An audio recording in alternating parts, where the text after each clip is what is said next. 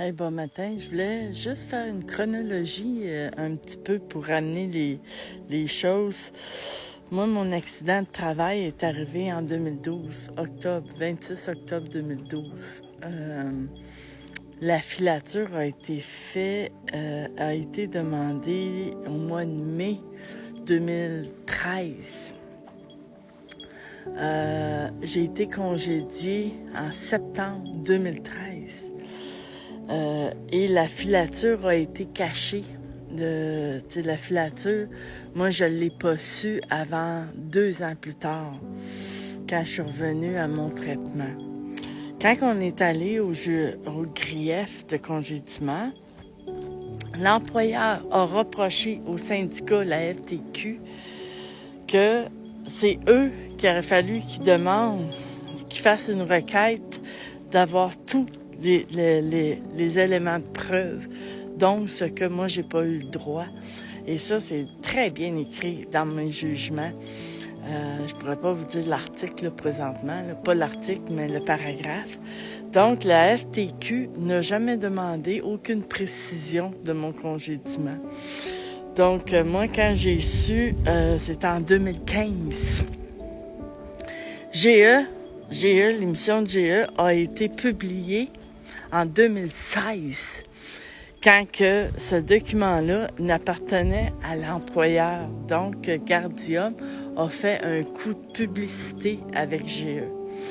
Donc, à ce moment-là, GE n'était pas nécessairement obligé, il n'allait pas vérifier parce que l'émission GE était basée sur une publication de l'agence Gardium.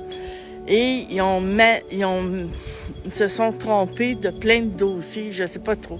Ça appartenait à l'employeur, Anna Laberge. Anna Laberge n'a jamais fait retirer ou quoi que ce soit parce que ce sont sur leur responsabilité.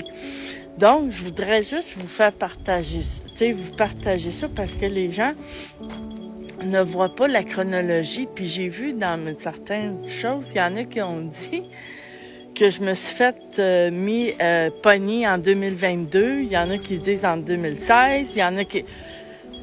C'est que tous ceux qui parlent de mon dossier ou qui me traitent de motomarine ou quoi que ce soit, c'est parce que vous n'avez pas la compétence de comprendre un dossier administratif de mon dossier parce que vous n'avez pas toute l'information. Vous avez vu l'émission de GE, effectivement, ça a été publié en 2016, mais c'était sur la forme de publication de l'agence Gardium qui faisait une publicité pour avoir de la clientèle. Et ils se sont fuckés, ils ont dit que c'était un mal de dos, tandis que moi, c'était pas un mal de dos. Et à ce moment-là, mon médecin m'avait autorisé de faire il n'y avait aucune interdiction. Et oui, j'avais l'algodystrophie et je l'ai toujours. Donc, tous ceux qui vous parlent de mon dossier, pareil, comme si vous savez tout, vous connaissez tout, et que vous m'insultez, vous me dénigrez, vous faites une vague de mauvaises informations à mon sujet, ben dis-toi une chose. Rien qu'une chose, moi, je peux te dire. Tous ceux qui font ça, c'est parce que vous vous maltraitez vous autres mêmes.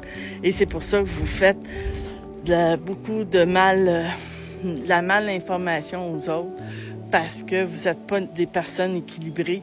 Vous cherchez de l'attention en détruisant une réputation d'une façon. Essayez de détruire une réputation ou de nuire à quelqu'un sur la plateforme TikTok. Là-dessus, bonne journée.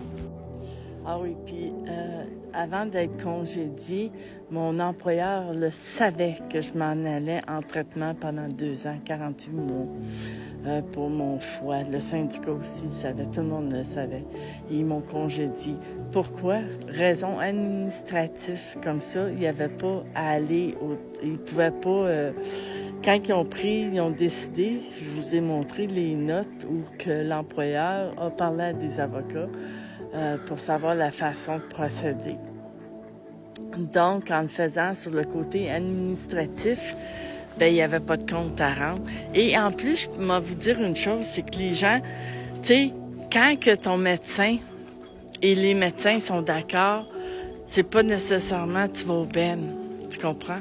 Moi, ils ont joué en disant, le médecin expert qui m'a fait voir, puis qui est en faute déontologique, il était d'accord avec la lésion et tout ça.